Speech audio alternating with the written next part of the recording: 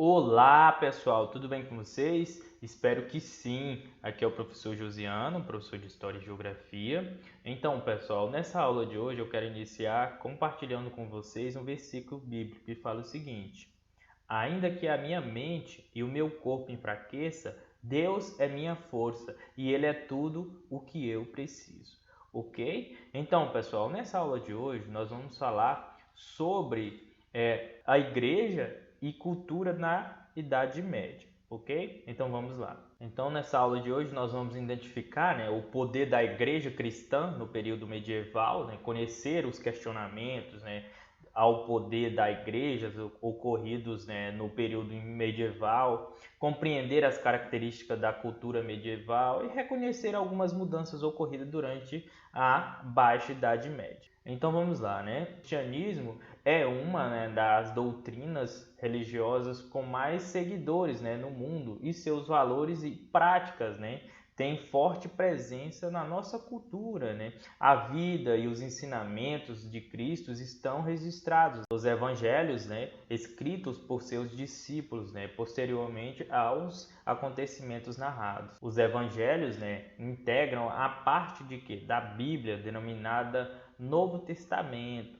De acordo com os evangelistas, Jesus nasceu na Palestina e depois, de adulto, começou a divulgar as suas ideias na região, então dominada pelos romanos. Ele pregava a igualdade entre as pessoas e condenava a injustiça e também a violência. Com isso, ele atraiu, muitos adeptos, mas foi visto como uma ameaça, pelas elites dominantes, o que o condenaram, à crucificação, uma prática comum naquela época, Após a morte de Jesus Cristo, seus apóstolos e outros discípulos continuaram a propagar os seus ensinamentos, conquistando muito mais seguidores.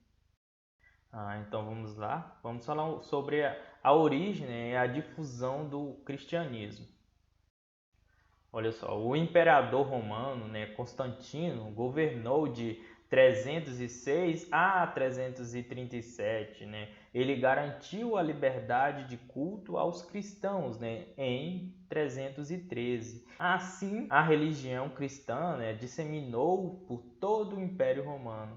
Mas foi em 391, sob o governo de Teodósio, que o cristianismo se tornou a religião oficial do Império. Apesar da perseguição, nos primeiros séculos da nossa era, os seguidores de Cristo se espalharam por diversos lugares da Europa, da Ásia e também da África. Formavam pequenas comunidades e reunia, semanalmente para orar e praticar a comunhão. Com o tempo, um grupo se destacou nessas reuniões, e passou a conduzir as cerimônias. Esse grupo era chamado posteriormente de quê? De clero. Surgia aos poucos a hierarquia que seria desenvolvida, pela igrejas, que são que os bispos conduzia as reuniões, e os presbíteros, e os diáconos eram os seus auxiliares. Então vamos lá, agora vamos falar sobre a igreja medieval. Como que era essa igreja medieval?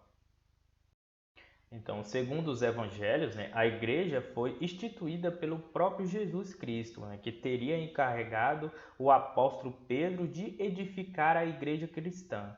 Pedro teria fundado em Roma a primeira igreja, durante a migração bárbara. A igreja aliou-se a muitos povos, coletava tributos dos servos e acumulava terras doadas pelos reis e também pelos nobres. Com isso, tornou-se uma das maiores proprietárias de terras, do período. Também converteu os bárbaros ao cristianismo e permitiu que integrantes do clero exercessem funções administrativas, nos reinos bárbaros.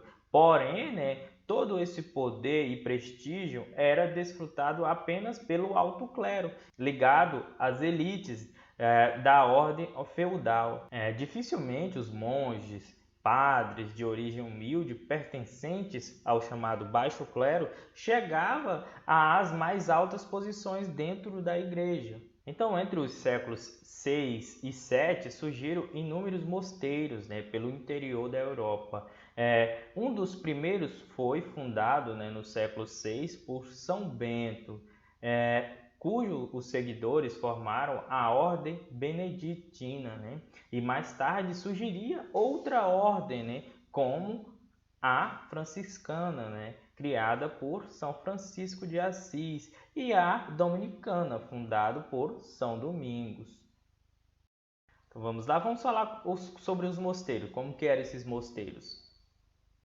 Então, os mosteiros eles eram construídos, né, com a intenção de ser residência de uma comunidade religiosa católica, né, formada por pessoas do mesmo sexo, que pretendia viver isolada do mundo, né? Quando abrigava a residência do clérigo responsável pela ordem religiosa na região, o abade, né, denominava-se o que? As abadias. No século XX, alguns monges, né, beneditinos, né, fundaram a abadia de Cluny, né, na França. O objetivo desses monges era levar a vida dedicada à pregação, ao trabalho e à caridade cristã, né, sem se submeter a nenhuma autoridade terrena.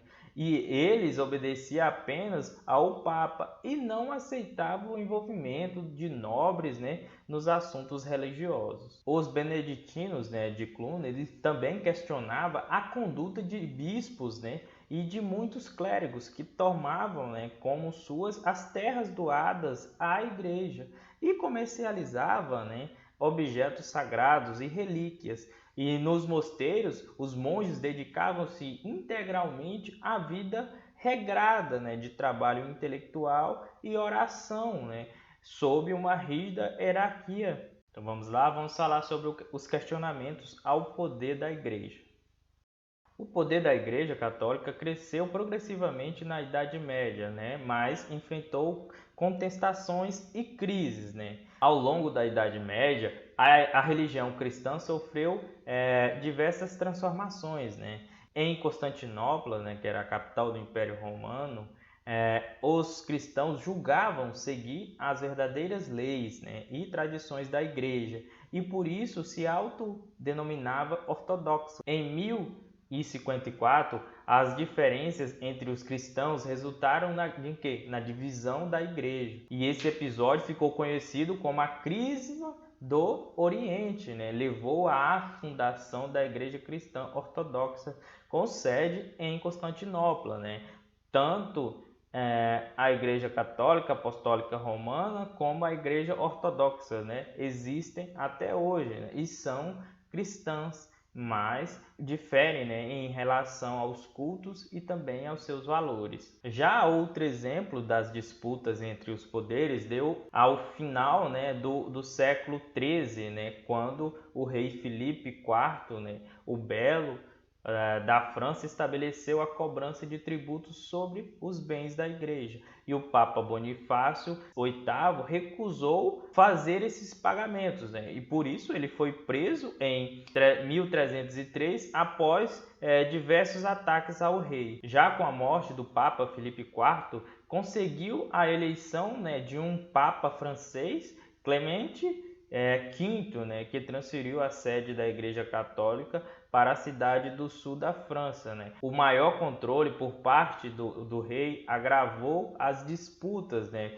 com aqueles que defendia a sede do papado em Roma. Então, os que discordavam de Filipe IV elegeram em 1378 outro papa em Roma. Então, o mundo nessa época ficou com dois papas, né? Os dois papas disputavam então a legitimidade como herdeiro do apóstolo Pedro. Esse acontecimento enfraqueceu a igreja, né? Quebrou a unidade existente e foi chamado de Crisma do Ocidente. A unidade só foi recuperada em 1417, né? Com o Concílio de Constância. Pelo qual se restabeleceram o poder em um único Papa, aonde? Na cidade de Roma, né, com sede do papado. Então vamos lá. Agora vamos falar da cultura medieval, né? Então, durante séculos, né, termos como Idade das Trevas, né, e uma longa noite de 1000 anos, né, foram utilizados para caracterizar a Idade Média. O período medieval era mais conhecido como um suposto atraso, né, que por suas contribuições nos campos da cultura e da sociedade e também na política. Esse ponto de vista, né, surgiu com os humanistas italianos que resgataram, né, as contribuições do período anterior à Idade Média, né, ou seja, à Antiguidade, e inauguraram o chamado Renascimento, né. Os humanistas destacaram-se os avanços intelectuais e as produções culturais, né, que não se basearam, né, em crenças religiosas, embora essa forma de pensar tenha surgido entre os séculos XV e século XVI. A época medieval carregou essa marca negativa por vários outros séculos, né? Então, a supremacia, né, do cristianismo e os ritos pagãos, né? Na era medieval, a religiosidade influenciou fortemente a cultura europeia, né? Grande parte das expressões culturais no período, né, como textos filosóficos, pinturas, obras arquitetônicas, né, mostra a intensa devoção e crença em Deus, né? O mundo era visto como algo ordenado, né, e dirigido por leis divinas e imutáveis, né, ou seja, não mudavam. Os seres humanos não deviam questionar nem procurar entender, né, como e por que as coisas aconteciam. Eles deveriam apenas acreditar, né? Esse tipo de cultura centrada na religião e em Deus, né, era chamado de teocêntrica, ou seja, que Deus era o centro. No campo da filosofia destacou-se a obra do teólogo e filósofo Santo Agostinho, né? Ele uniu o neoplatonismo, né, a filosofia baseada nas ideias do filósofo Platão, à doutrina cristã. Vamos lá? Agora vamos falar sobre a Baixa Idade Média e tempo de mudanças.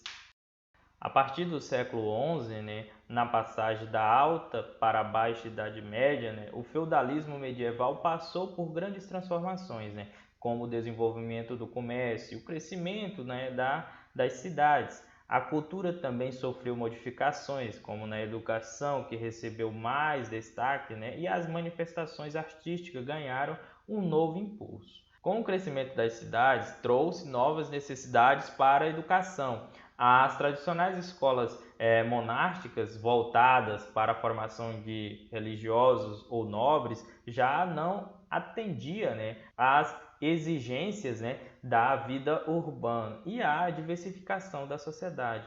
Então, por isso, foram fundadas, né, novas escolas que atendia os filhos, né, dos mercadores, dos artesãos, né. Nas universidades medievais, um nome se destacou nesse período, né, que foi o teólogo Tomás de Aquino, que elaborou uma doutrina que unia a fé e a razão. Então, São Tomás, como ficou conhecido, recuperou as ideias do grego Aristóteles, né, para construir uma filosofia com base na racionalidade das coisas do mundo cotidiano. Assim, ele se opunha ao pensamento platônico, né? Santo Agostinho, cuja filosofia se baseava no mundo das ideias. Em sua obra teológica, né, Tomás de Aquino negava a predestinação e admitia o livre-arbítrio do ser humano, ou seja, a liberdade para escolher entre a salvação e a perdição. Vamos lá, agora vamos falar sobre a literatura medieval. No final da Idade Média, né, a fusão do latim com as línguas bárbaras, né, deu origem aos atuais idiomas europeus, como o inglês, italiano, francês e também o português, né? A Divina Comédia do Florentino Dante, né, é considerada a primeira grande obra escrita em uma língua vernácula, né, e dividida em 3 partes: o inferno, o purgatório e o paraíso, refletindo a visão de um mundo cristão. Guiado, né, pelo poeta latino Virgílio, né, o narrador visita esses 3 lugares místicos, né, no inferno, no purgatório ele encontra chefes da igrejas, né, e a autoridade, o que faz da obra uma crítica política. Então, vamos lá? Agora vamos falar da arquitetura medieval. Então possuía dois estilos, né, arquitetônicos, né, marcas as edificações da Baixa Idade Média, né, o romântico e o gótico. O estilo romântico, para ser observado em castelos, igrejas e mosteiros, né, construído durante o século XI e o século XII. Seus traços principais são a solidez, né, paredes extremamente grossas, arcos redondos, né, muitos parecidos como arcos romanos, daí o nome, né, e poucas aberturas, né, que possibilitassem a passagem de luz para o interior das construções. Já o estilo gótico, né, ele difundiu-se a partir do século XII e as construções góticas caracterizaram-se por linhas, né, verticais, paredes finas, interiores iluminados. Criado na França, esse estilo influenciou toda a arquitetura religiosa no final da Idade Média. Então, pessoal, para finalizar, eu peço que vocês façam a atividade trabalhando com documentos da página 234, a atividade da página 236, ok? Qualquer dúvida com relação ao conteúdo ou com relação à atividade, eu estarei de plantão durante o período da aula, vocês podem me mandar mensagem, ok? Então, até a próxima aula.